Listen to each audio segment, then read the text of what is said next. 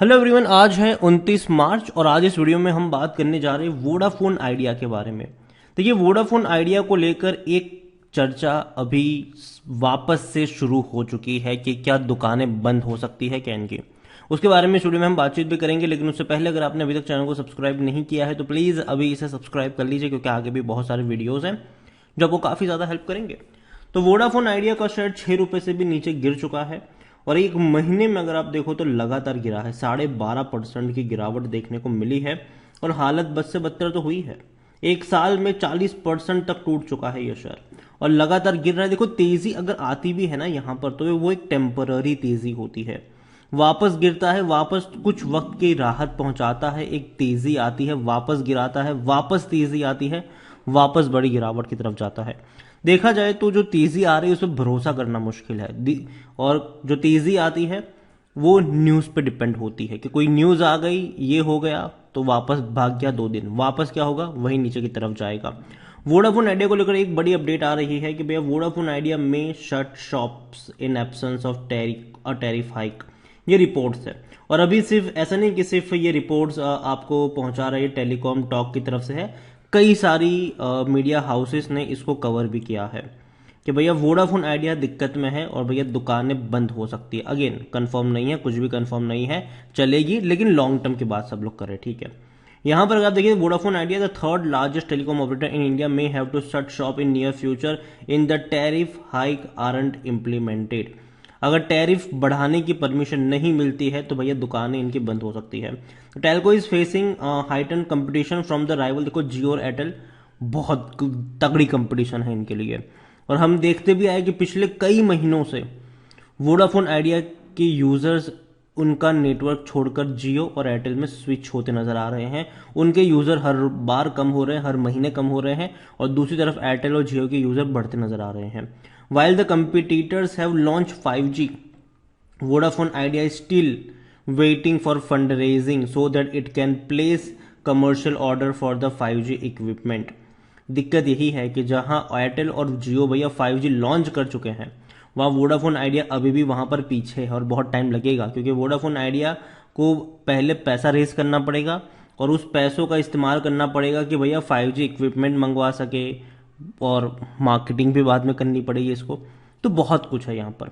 According to the CNBC TV 18 report, Kotak Institutional Equities said in recent note that the absence of tariff hike, VI won't be able to keep up the investment required and launch 5G services। दिक्कत है, पैसा raise नहीं करेंगे तो problem होगी यहाँ पर। This would then lead subscriber loss and make fund raising even more difficult.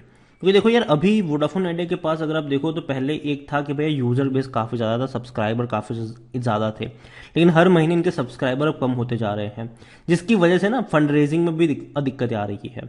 It this happen the telco may have to shut shop says brokerage, ये कोटक ने बोला है।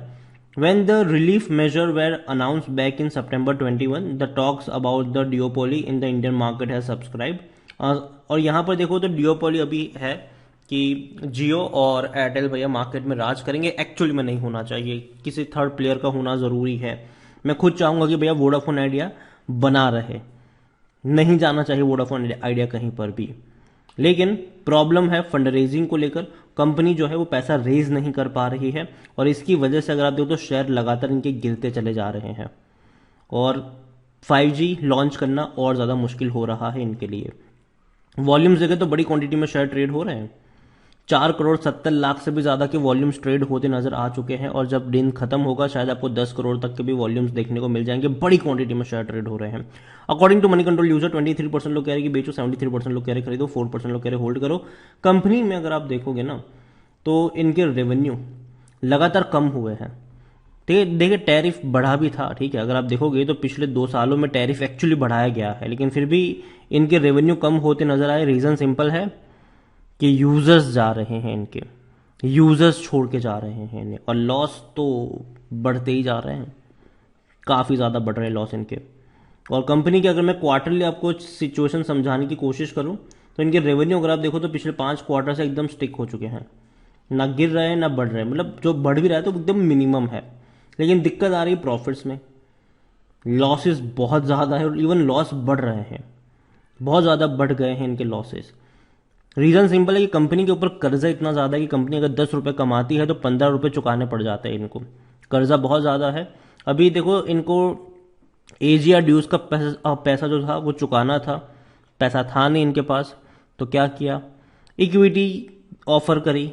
और सरकार को भी पता था कि ऐसी सिचुएशन में है ही नहीं वोडाफोन आइडिया कि 16,000 करोड़ रुपए चुका पाए, तो सरकार ने भी इक्विटी एक्सेप्ट कर ली 10 रुपये के भाव पर।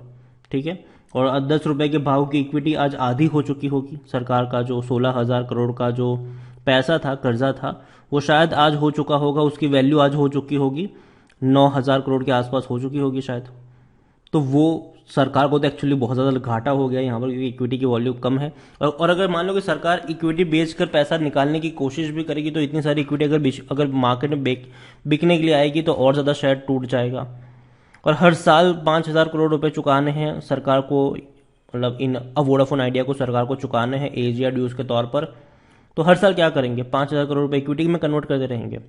और ये बहुत बड़ा क्वेश्चन है यहाँ पर कि भैया कर्जा बहुत ज़्यादा है, इंडस टावर को चुकाना है, नोकिया को चुकाना है, आने वाले दौर में 5G भी अगर रोल आउट करना पड़ेगा तो उसके लिए भी इक्विपमेंट खरीदने पड़ेंगे, उसका पैसा चुकाना पड़ेगा। तो दिक्कत में है ये कंपनी, आप चीज़ों को अवॉइड नहीं कर सकते। बड़े बड़े इंस्टीट्यूशन से पैसा लिया है, बैंकों से पैसा लिया है, वो चुकाना है, तो दिक्कत में है। दूसरी तरफ पैसा नहीं कमा पा रहे, हर क्वार्टर में लॉस हो रहा है। बीच बीच में खबरें आती रहती है कि 2,000 करोड़ रुपए, 3,000 करोड़ रुपए प्रमोटर डालने वाले हैं, उससे कुछ नहीं होने वाला, क्योंकि कंपनी क्वार्टरली 8,000 करोड़ का तो लॉस कर रही है। तो प्रॉब्लम है कंपनी को लेकर। और कंपनी में अगर आप देखोगे तो कोई भी एनालिस्ट खरीदारी करने की बात नहीं कर रहा है अकॉर्डिंग टू टिकरटैप। शेयर होल्डिंग को लेकर अगर हम बात करने जाए तो शेयर होल्डिंग में प्रमोटर के पास होल्डिंग है वो 49.92% की होल्डिंग है। प्रमोटर में वोडाफोन ग्रुप है और जो आदित्य बिरला ग्रुप है आइडिया वाला। 0.51% म्यूचुअल फंड के पास है, 0.17% डोमेस्टिक इंस्टीट्यूशन के पास है, 2.42% एफआईएस के पास है। अब यहाँ पर आपको अदर्स में बहुत बड़ी क्वांटिटी देखने को मिल रही है, 42.32%। अदर्स में गवर्नमेंट है यहाँ पर, जिन्होंने हाल फिलहाल में इक्विटी खरीदी थी इतनी सारी। और जो रिटेल इन्वेस्टर्स हैं उनके पास 4.66% की होल्डिंग देखने को मिल रही है।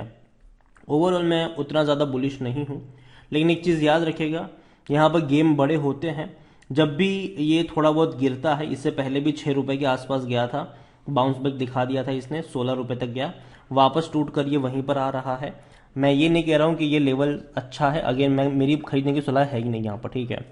लेकिन अगर आपके पास है वोडाफोन आइडिया का शेयर तो आप चाहो तो होल्ड कर सकते हो, अगर आप बड़े लॉस में हो तो होल्ड कर सकते हो। लेकिन जैसे ही कोई उछाल मिलता है निकलने की कोशिश करेंगे तो फायदे में रहेंगे, क्योंकि लॉन्ग टर्म का आउटलुक मुझे उतना ज़्यादा पसंद नहीं आ रहा है।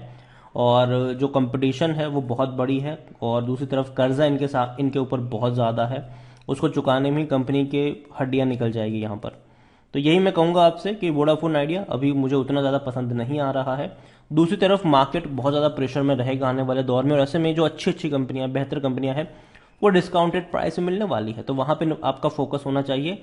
यहाँ पे पैसा लगाओगे तो शायद हो सकता है कि रिकवर करने में बहुत लंबा वक्त निकल जाए, या फिर शायद ना हो। तो बाकी मर्जी आपकी है। वीडियो को यहीं पे एंड करूंगा। पसंद आया हो तो लाइक करो, शेयर करो, चैनल पर अगर पहली बार है तो प्लीज़ सब्सक्राइब करें। और वोडाफोन आइडिया के बारे में क्या सोचते हैं वो भी आप मुझे कमेंट में लिख कर बता सकते हैं। Thank you.